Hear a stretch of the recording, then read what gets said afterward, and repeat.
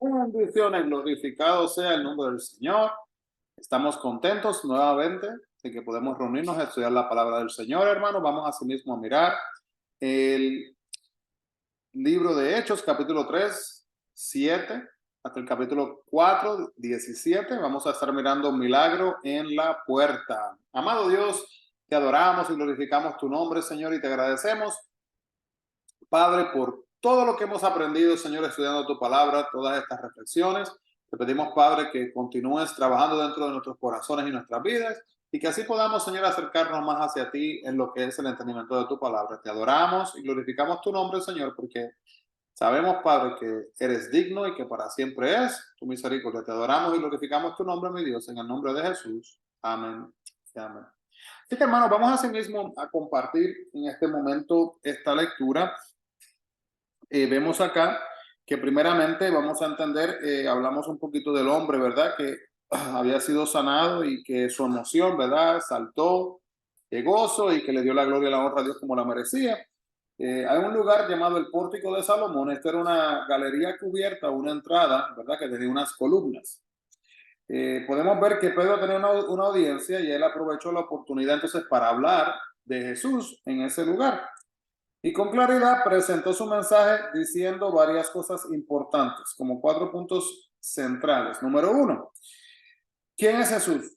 Número 2, ¿cómo lo rechazaron? Número 3, ¿por qué el rechazo fue fatal? Y número 4, ¿qué necesitaban hacer para cambiar la situación? ¿Verdad? Él les dijo que todavía tenían una oportunidad y también Dios siguió ofreciéndoles la oportunidad de crecer, de creer y de aceptar a Jesús como Mesías y también y como Señor. Entonces, podemos ver aquí, hermanos, que como la sanidad del cojo a menudo, hay momentos en nuestras vidas que surgen que son utilizados para enseñanza. Y hay veces, hermanos, esto es bien importante, escuche bien, preste mucha atención a lo que voy a decir. Hay muchos momentos en nuestra vida que Dios nos quiere enseñar una lección, una enseñanza, y nosotros, nada, como lo rechazamos, no le prestamos atención. ¿Y qué sucede? Que luego, hermanos, tenemos otra situación muy similar. Y Dios trata de enseñarnos la lección y nosotros, no.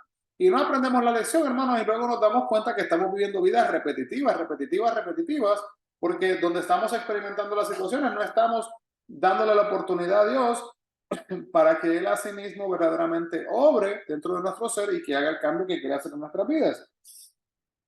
Podemos ver acá, por ejemplo, que Pilato decidió soltar a Jesús, pero la gente pidió que librara entonces a Barrabás, un asesino, como lo dice Juan 19 del 1 al 16. Y cuando Pedro dijo, ¿a quién vosotros entregasteis y negasteis? Quiso decir exactamente eso, hermanos, refiriéndose a eso, que solo una semana antes se había enjuiciado y se le había dado muerte a Jesús, allí mismo en Jerusalén. Esto no era un hecho, vamos a decir, de muy pasado, sino bastante cercano al tiempo. Y muchas de estas personas que oyeron hablar de esto, algunas veces quizás tomaron parte al condenarlo, es posible que hayan sido partícipes y ahora están escuchando como llegando a la convicción de, wow, quizás cometimos un error.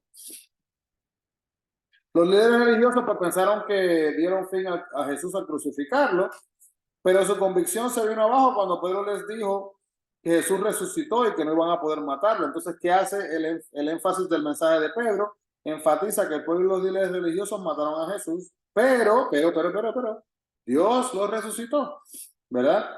Y los apóstoles eran testigos de ese hecho. Entonces, después de poner al descubierto los pecados e injusticias de estos líderes, Pedro mostró entonces el significado de la resurrección, el triunfo y el poder sobre la muerte, una cosa muy importante. Entonces, Jesús, no los apóstoles, recibieron la gloria por la sanidad del hombre cojo, ¿verdad? En estos días, el nombre de un hombre representaba su carácter, respaldaba su autoridad y su poder. Entonces, usando el nombre de Jesús, Pedro mostró quién le dio la autoridad y el poder para sanar. Así que los apóstoles no enfatizaron lo que ellos podían hacer, sino que ellos enfatizaron lo que Dios podía hacer, disculpen, por medio a sí mismo de ellos. Entonces el nombre de Jesús no debe utilizarse como algo mágico, ¿verdad? usar el nombre de Jesús como si fuera magia cada vez que queremos un milagro, que queremos que suceda algo, no debe de ser así. Pero estas profecías, hermanos, se hallan en el Salmo 22, e Isaías 56 y 53, ¿verdad? Hablan de la clase, explica la clase de Mesías que Dios envió a la tierra. Y también el versículo 19 nos menciona, ¿verdad? Como Juan el Bautista preparó el camino para Jesús, predicando el arrepentimiento. El mensaje de la salvación de los apóstoles también llamaba al arrepentimiento y reconociendo también, hermano, el pecado y alejándose a sí mismo también de él. El primer paso, hermano, para recibir el perdón es ¿cuál? Confesar el pecado y luego alejarse de él, ¿verdad? Confesarlo y mantenerse en ese pecado y continuar viviendo de esa manera, eso no es lo que Dios quiere para nuestras vidas. Y cuando nos arrepentimos, hermanos, Dios no solo promete limpiar nuestros pecados, sino que también promete darnos un descanso espiritual. Y al principio el arrepentimiento parece doloroso, ¿verdad? Porque es como renunciar a ciertos pecados, puede ser algo duro, especialmente personas que están acostumbradas a un estilo de vida, que llevan tiempo practicando ese pecado, ese pecado, ese pecado. Quiere hacer un cambio, se le puede hacer mucho más duro. Pero Dios le dará un mejor camino. Como por ejemplo Oseas prometió y conocemos y proseguiremos en conocer a Jehová como el alba está dispuesta a su salida y vendrá a nosotros como la lluvia tardía y temprana a la tierra. Así que hace falta, hermanos, que hagamos nuestra parte cuando viene con esto. Vemos entonces acá también que cuando habla el versículo 21 del capítulo 3, hasta los tiempos de la restauración, ¿verdad? De todas las cosas, esto muestra lo que es la segunda venida de Cristo. Vemos que la mayoría de los judíos pensaban que Josué era este profeta que Moisés había anunciado en Deuteronomio 18:15, pero Pedro entonces se identifica y apunta y dice, no era Pedro, era Jesucristo. Y él quería mostrarles, ¿verdad? Que su tan esperado Mesías ya había llegado a ellos, y también él y los apóstoles llevaban a la nación judía a arrepentirse a sí mismo y a creer. Entonces podemos ver que el profeta Samuel vivió durante la transición entre los jueces y los reyes de Israel y se consideró como el primero en una sucesión de profetas. ¿Qué pasa entonces? Él ungió al rey David, fundando la descendencia real davídica, de la cual vino el Mesías, bien importante. Entonces Dios le prometió a Abraham, en el versículo 25, que iba a bendecir al mundo mediante sus descendientes, la raza judía, de la cual entonces iba a venir a sí mismo también el Mesías. Y luego los sacerdotes, vemos acá cuando Pedro y Juan van frente al Sanedrín, los sacerdotes que eran prominentes, ellos tenían una influencia especial y a menudo eran parientes cercanos de los sumos sacerdotes, ¿verdad? Entonces, ellos, la mayoría de los que intervinieron en el arresto de la crucifixión de Jesús eran miembros de esos tres grupos que estamos acá, el miembro de los sacerdotes, los guardias del templo, ¿verdad? Que se utilizaban para distribuir alrededor del edificio para asegurar el orden, o también podía ser el tercer grupo, que eran los saduceos, que eran miembros de una pequeña pero poderosa secta religiosa. Entonces, podemos ver que Pedro y Juan hablaron a la gente durante el tiempo de oración de la tarde, y los saduceos entonces se movieron con rapidez porque ellos querían investigar lo que estaba pasando. Como ellos no creían en la resurrección, se sentían perturbados con lo que decían los apóstoles. Entonces Pedro y Juan refutaban una de sus creencias fundamentales y ponían en tela de juicio su autoridad como líderes religiosos. Aún bajo las reglas humanas, hermanos, los saduceos tenían casi poder ilimitado sobre las posesiones del templo. Mire esto. A tal grado que podían arrestar a Pedro y a Juan por el hecho de enseñar algo que en contra de sus creencias. Pero en aquellos tiempos no era frecuente que nuestro testimonio, ¿verdad?, nos enviara a las personas hacia la cárcel o a la prisión. En el día de hoy tampoco, ¿verdad? Depende de qué país nosotros estemos. Pero sí nosotros, sin embargo, en el caso de Pedro y Juan, pues ellos sí corrieron riesgos al tratar de ganar a otras personas para Cristo. Quizás estamos dispuestos nosotros a pasar una noche en una prisión, hermanos, pero imagínese usted si esto llegara a salvar a 5,000 personas, ¿estaría dispuesto a sacrificar, verdad? Por Dios, por la salvación de estas almas. Los romanos entonces, hermanos, destituyeron a Anás, el sumo sacerdote, y lo nombraron en lugar de Caifás, que era el yerno de Anás. Pero ese concilio de líderes, hermanos, que estaba en el Sanedrín, o concilio judío, fue el mismo que condenó a Jesús a sí mismo a la muerte. Así que tenía 70 miembros, más el sumo sacerdote en el servicio que presidía. Los saduceos eran la mayoría en este grupo legislativo, entonces eran los más ricos, intelectuales y poderosos de Israel. Entonces los seguidores de Cristo comparecieron ante este concilio como lo habían hecho anteriormente. Pero entonces acá, debido a este cambio que hacen de Anás, ¿verdad? Como sumo sacerdote, que es destituido al nombrar en su lugar a Caifás, los judíos consideraban el oficio del sumo sacerdote como una posición que era para toda la vida, así que no era una posición que uno cogía y luego la dejaba, sino que era hasta que la persona falleciera. Entonces, seguían llamando a Anás con ese título, dándole respeto y autoridad dentro del concilio, aunque ya no lo tenía en base al orden que fue entregado.